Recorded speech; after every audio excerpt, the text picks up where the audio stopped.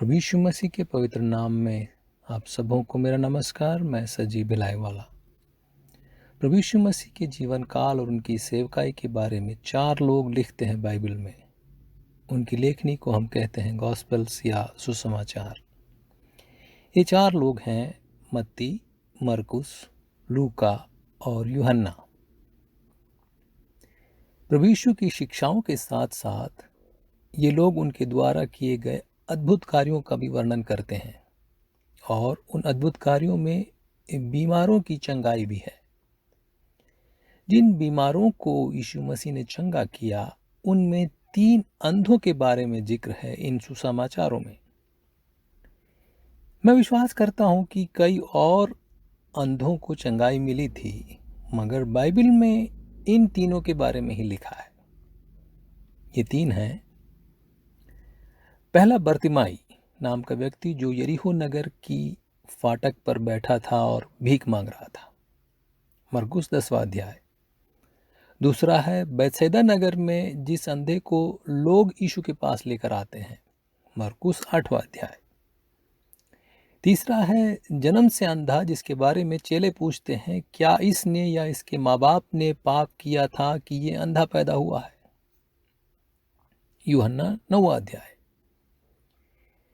इन तीनों के जीवन में जिस प्रकार से यीशु काम करता है उसे हम देखेंगे तो पाएंगे कि तीनों को अलग अलग तरीके से चंगाई मिलती है।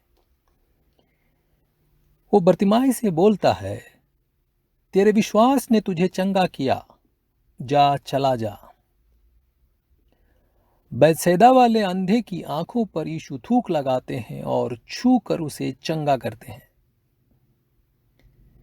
तीसरे की आंखों में यीशु मिट्टी का लेप लगाते हैं और बोलते हैं कि जा शिलोआम नाम कुंड में जाकर अपना मुंह धो ले।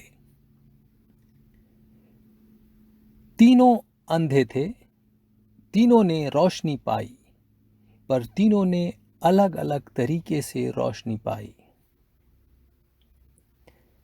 प्रभु यीशु ने ऐसा क्यों किया? हम दूसरों के जीवन में हुए परमेश्वर के कार्यों को देखते हैं और आशा करते हैं और प्रार्थना करते हैं कि हमारे साथ भी वैसा ही हो। लेकिन परमेश्वर के कार्य करने का तरीका आपके साथ अलग हो सकता है, क्योंकि परमेश्वर की नज़र में आप यूनिक हैं, अलग हैं, अनूठे हैं। इसलिए आपके साथ परमेश्वर का बर्ताव भी अनूठा होगा, अलग होगा, यूनिक होगा। एक के बारे में लिखा है वो जन्म से अंधा था। एक के बारे में लिखा है लोग उसे यीशु के पास लेकर आए। एक के बारे में लिखा है वो चिल्ला चिल्ला कर यीशु से विनती कर रहा था। सार ये है कि हर किसी की परिस्थिति अलग थी। हम सब अलग अलग परिवेशों में जीवन बिताते हैं। हम सब की हालातों में बहुत फर्क होता है। शायद इसलिए परमेश्वर का काम भी हमारे जीवन में अलग अलग तरीके से होता है।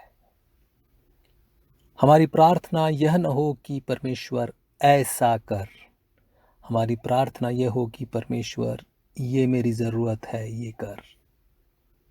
लेप न मांगें, आंखों की रोशनी मांगें। लेप देना, मुंह से बोलना, आपका मुंह धुलवाना, ये सब उसके हाथ में है, उसकी इच्छा में है, उस पर छोड़ दें।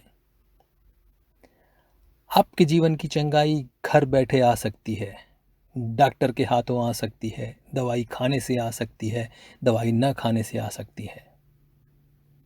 विश्वास करें, चंगाई देने वाला परमेश्वर है।